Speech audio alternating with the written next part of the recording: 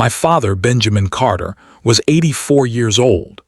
A quiet man with hands like seasoned tools, he spent his life building homes across North Carolina. For over 40 years, he lived with simple discipline, like the oakwood clock he once handcrafted. Every morning at 5 a.m., he would rise without fail, brew a cup of black coffee, and step outside to tend his apple trees.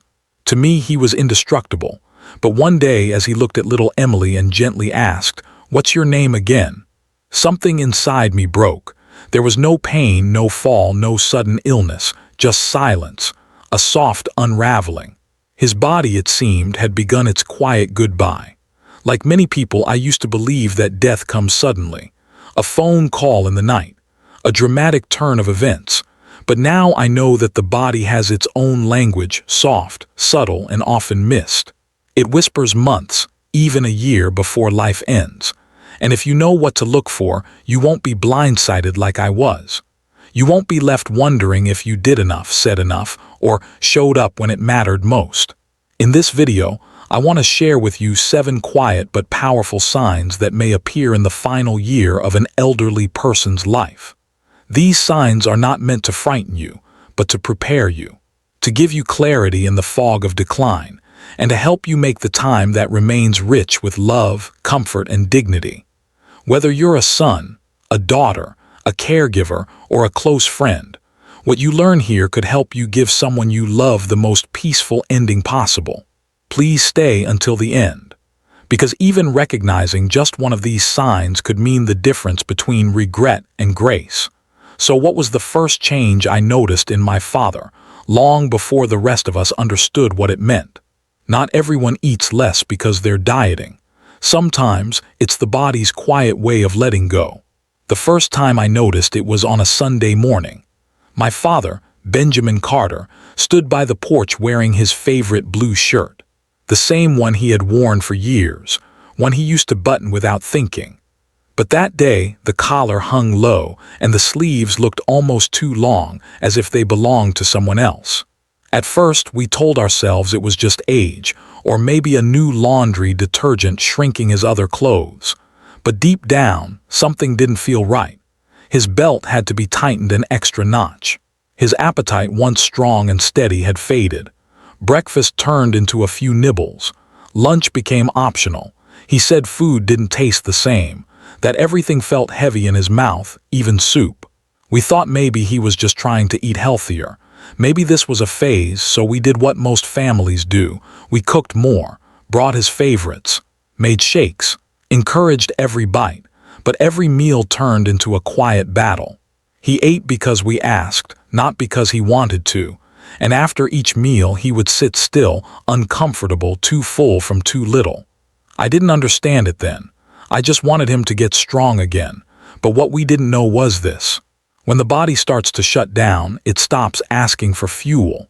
The digestive system slows. Protein isn't absorbed the way it used to be.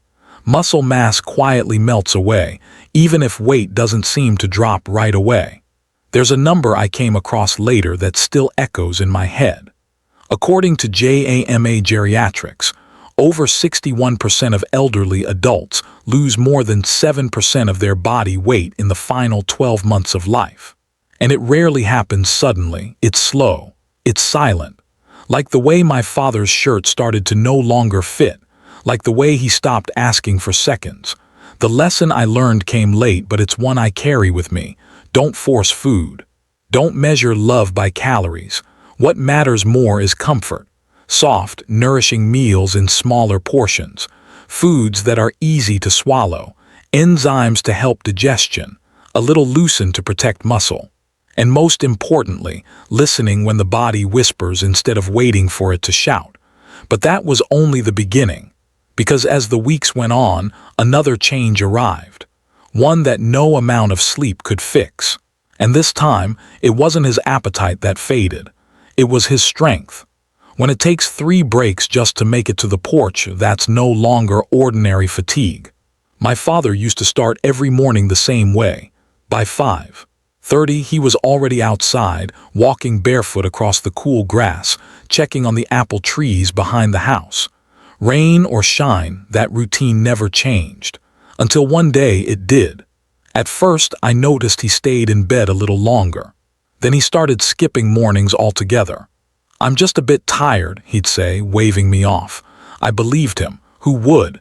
He was 84 after all, so I thought maybe he's getting lazy. Maybe he just needs a little push. So I urged him to walk more, to get some air, to move around. But every step seemed to drain him. He'd try to get to the porch, then stop halfway, clutch the railing and wait. And when he did make it, he'd sit quietly, chest rising and falling like someone who had just climbed a hill.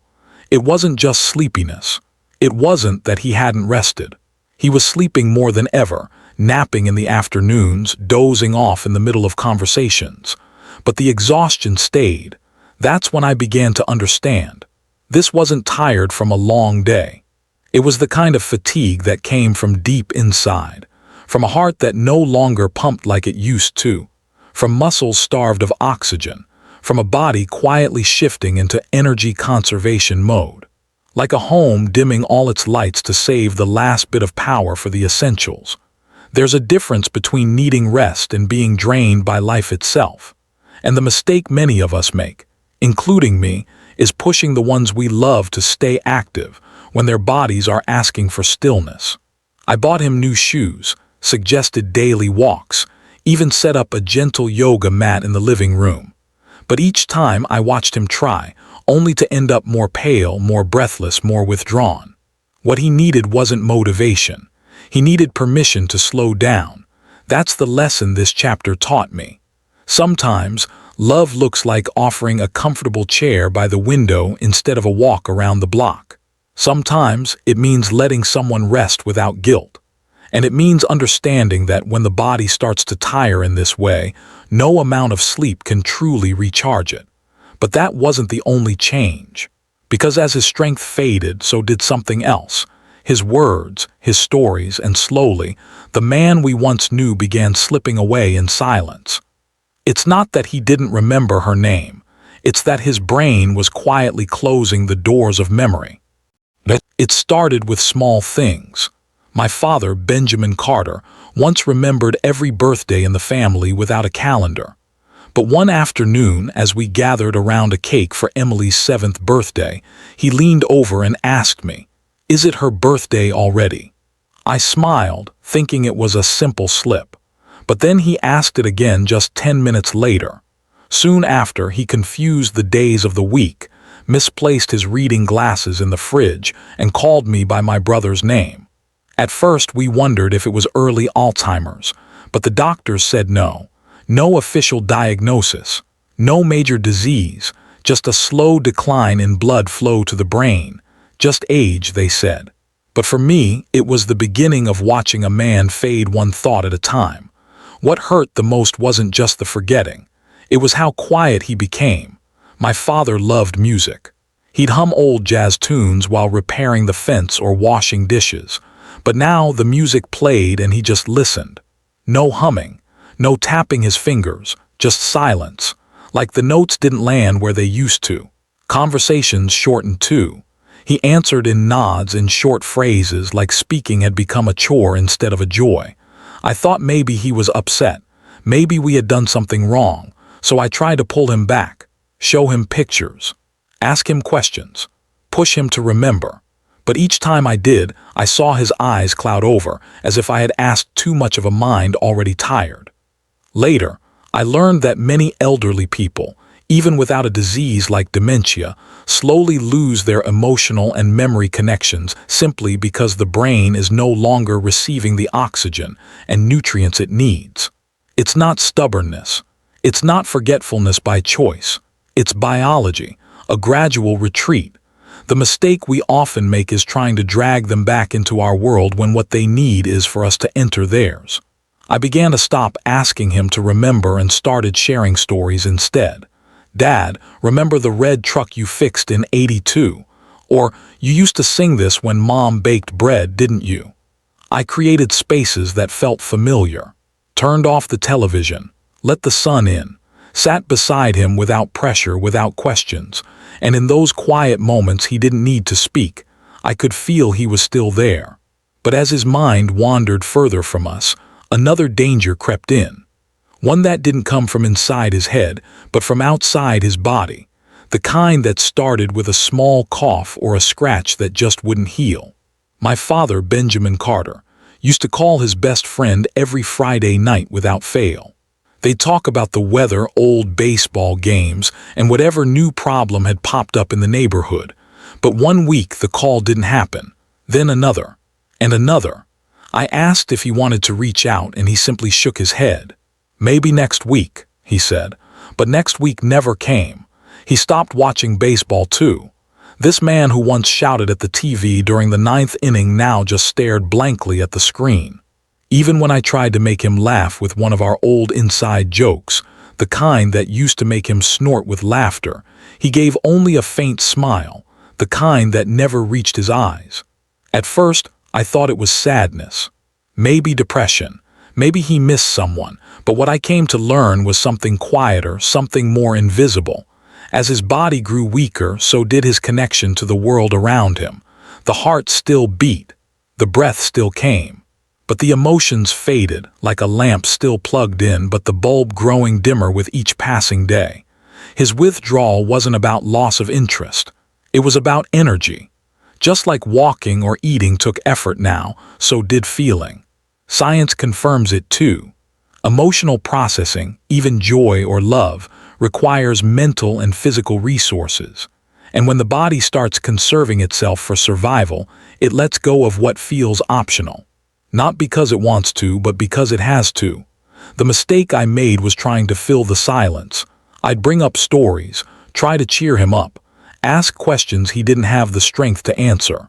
But then one day I sat beside him and said nothing. Just sat. Our hands touched. I played the old jazz records he loved when I was a kid, and for the first time in a long while, I saw his fingers gently tap against his thigh. No words, just rhythm, just presence. That was the moment I understood. When words and emotions begin to retreat, love doesn't have to. But even in that stillness, there was one thing that would not stay quiet. A force outside his emotions, outside his memory, that returned again and again, each time slower to leave. The body's battle with infections, and the signs that healing was no longer part of the plan. A small scratch on his hand took 14 days to heal. My father never made it past the infection. It happened one morning in early spring. My father, Benjamin Carter, had insisted on trimming the overgrown branches near the shed. He loved working with his hands even at 84. When I came to check on him, he had a thin red scratch across his forearm. "Just a scrape," he said, brushing it off like he always did. And we believed him. We cleaned it gently, put on some ointment, and thought nothing more of it. But 3 days later, the area looked redder, warmer.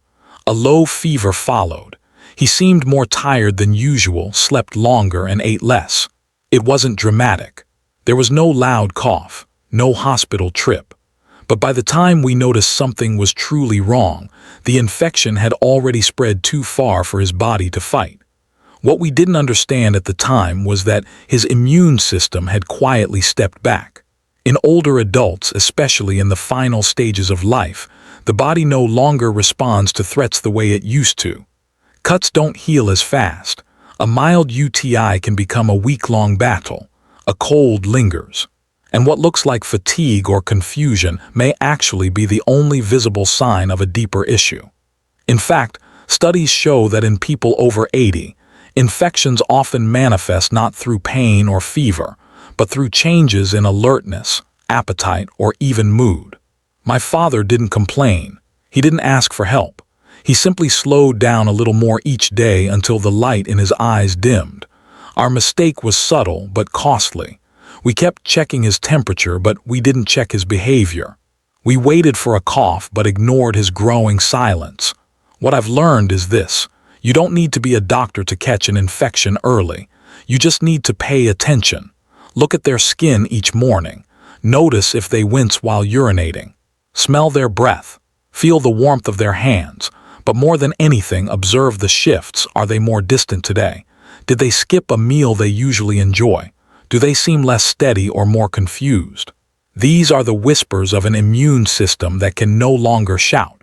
And so, the lesson was not just to treat wounds, but to notice when something deeper is being asked of us, to slow down, look closer, and care more intentionally. But even after the fevers faded, something else remained. Something even more difficult to witness than a failing body. The way his breath began to change, and how the warmth in his hands gave way to cold that no blanket could fix. My father's hands were cold, his lips turned pale, but he still smiled and whispered, "You know, this spring feels different somehow." It was a quiet Sunday morning when I noticed it. My father, Benjamin Carter, now 84, sat by the window, wrapped in his favorite wool blanket. He looked peaceful, but something felt off. His breathing had changed. It wasn't loud or dramatic. It was softer, shallower, with small pauses that made me lean in without even realizing. Sometimes it felt like he stopped breathing altogether for a few seconds, then resumed with a faint sigh. I asked if he felt okay. He smiled and said, "Just a little tired today."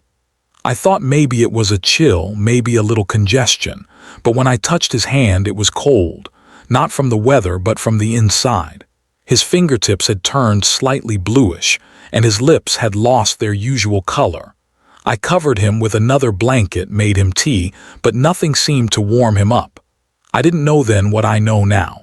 When the body enters its final phase, it begins to conserve what little energy it has left. The heart, no longer pumping with full strength, redirects blood to the most vital organs, the brain, the lungs, the heart itself. Extremities like the hands, feet, even the skin become a lower priority. That's why they cool. That's why the color fades. It's not just circulation slowing. It's the body's quiet farewell, one breath at a time. Looking back, his shortness of breath when shifting positions, his preference for sitting up rather than lying flat, his need to stop mid-sentence to catch air, they were all signs. Subtle, yes, but unmistakable if you knew what they meant. We think breathing should be automatic, but in the final months, even breath becomes a conscious effort.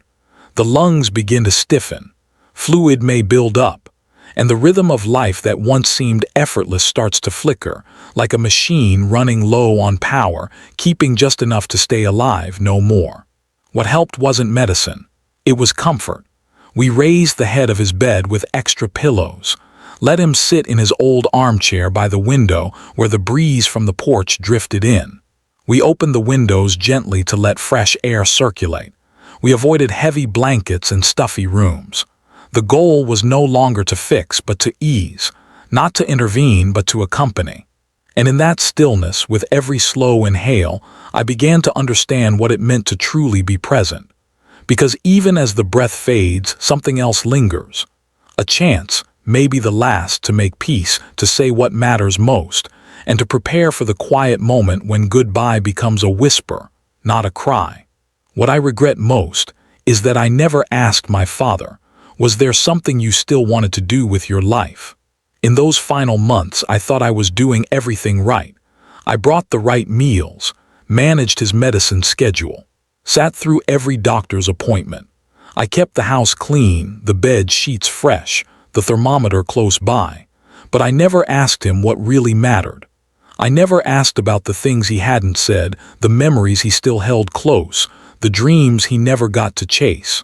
I didn't ask if he wanted to hear his favorite song one last time, or take one more ride down the old country road where he used to teach me how to drive, or tell me again how he met Mom for the first time under the autumn leaves behind the town library.